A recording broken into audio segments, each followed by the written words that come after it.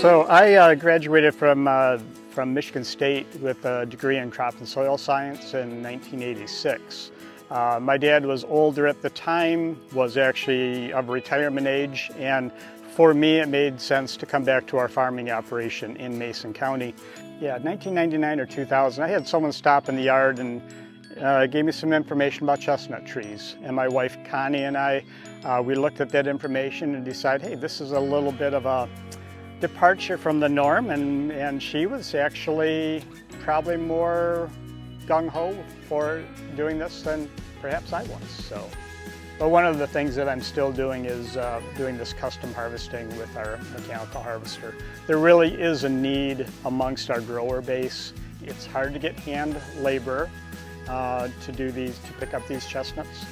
I've found a way to do custom harvesting that hopefully is in a mutually beneficial interest for both myself and then for the growers.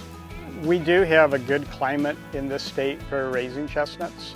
We are a little farther north, which does present some freeze conditions, which is probably one of our detriments.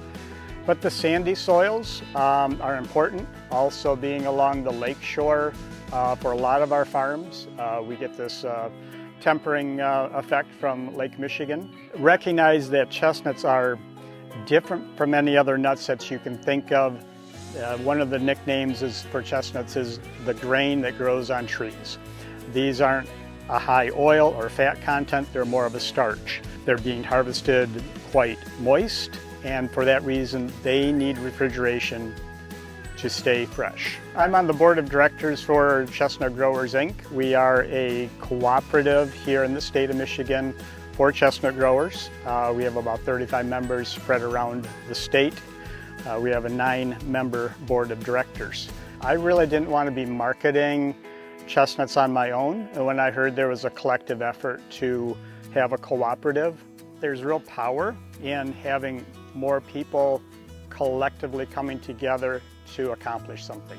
Yeah, so I was involved quite a bit with our local Farm Bureau pretty much after I got back graduated from college. So probably in the early 90s, I served with our county Farm Bureau. I think at the time I was a young farmer representative to the board, and then eventually I think vice president and then president of the board for a while. Great organization. It's so important that it's still active here in our state, the way that they can set policy.